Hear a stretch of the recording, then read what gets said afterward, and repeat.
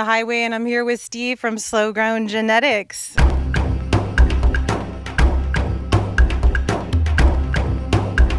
We're so stoked to be here with you today. Steve is based on the Central Coast of California. I was overjoyed to find that organics and sustainability and craft culture is coming to the Central Coast.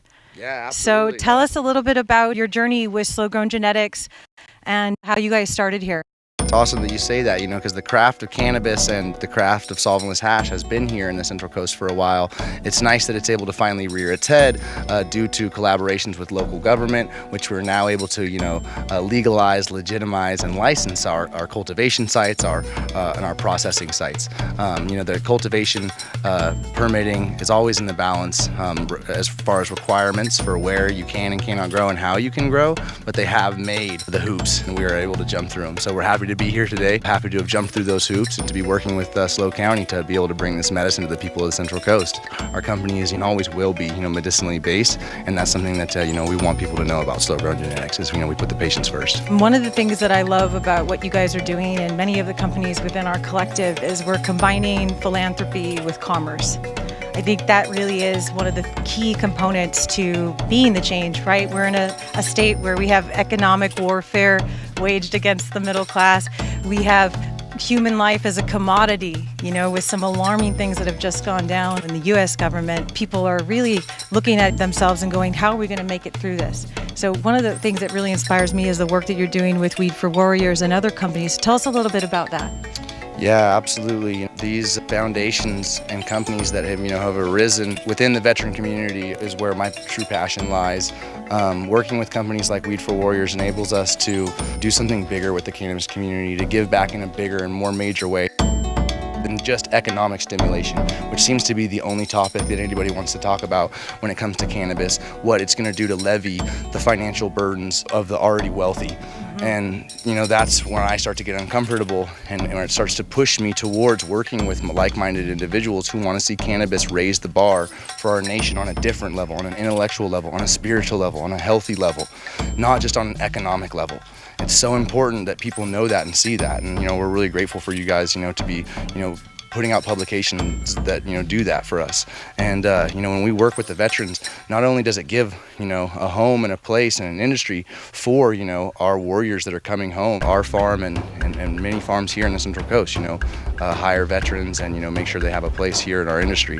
And we just want to give back any way that we can. Veterans don't have the safe access to cannabis that they deserve. We're working on changing that. When a veteran is using cannabis to treat his PTSD and the VA has the power to strip them of their military rights and benefits if they find out that cannabis is in their system, that's just not right. Someone coming home from, being overseas and fighting for our basic freedoms should be able to come home and treat their PTSD any way they please.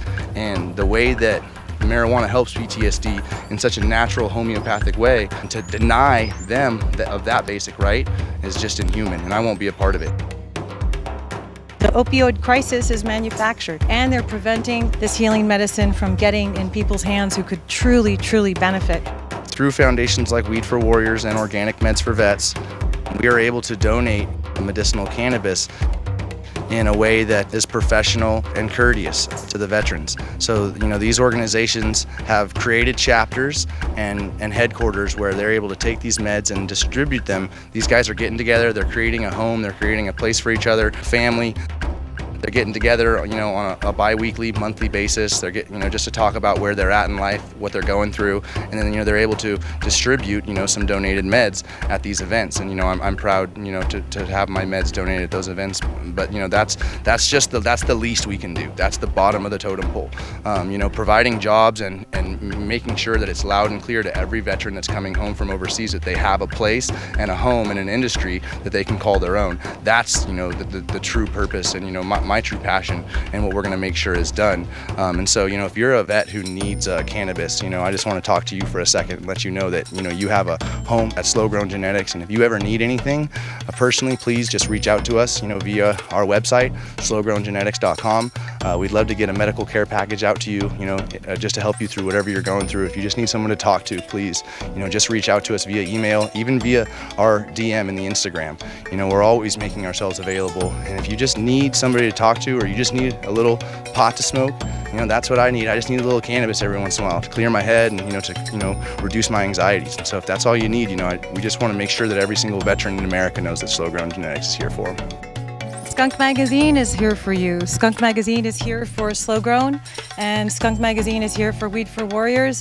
And we're here on behalf of helping people really get the true knowledge that they need to heal themselves and to continue to rise in their communities. That's what we're all about. So thank you, Steve, for being with us today. This is Julie with SKUNK Magazine. Thank you so much for tuning in.